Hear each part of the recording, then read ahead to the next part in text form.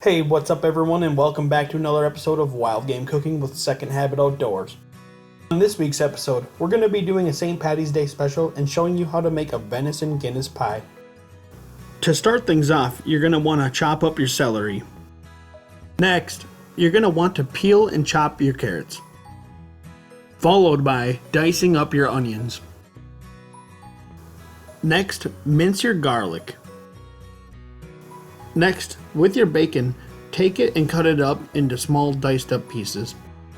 Finally, taking your venison, for this we chose to use venison roast, cut it up into small bite-sized pieces. Next, in a frying pan, cook your bacon until it's nice and golden brown. Next, after removing the bacon, use the same pan with the grease to lightly brown all sides of the venison.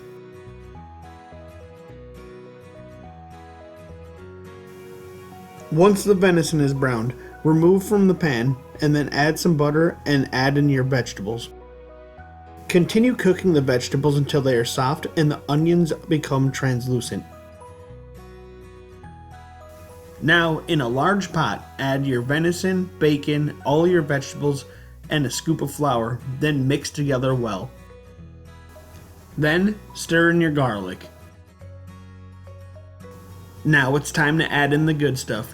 Take your 2 cans of Guinness and pour it into the bowl and then stir everything together well. Next, pour in your tomato sauce and stir that in as well. Lastly, add in a bundle of rosemary. Tying it together makes it easier to pick out later. We chose to use 2 bundles for ours. Next, preheat your oven for 350 and place your pot with the vegetables and the venison in and bake for 2 hours. While that bakes, in an oven-friendly pan, spread out the bottom layer for your pie crust. Once the pie filling finishes baking, pull out the rosemary bundles and then pour into the pre-lined pan.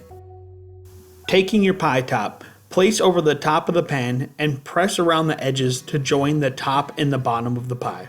Lastly, egg wash the top of your pie, place back in the oven at 350 and bake for an additional 30 minutes or until golden brown. Pull out and enjoy. Thanks for checking out the video. Be sure to like, comment, and subscribe up in the top left or check out more wild game cooking videos on the right. Until then, have a good one.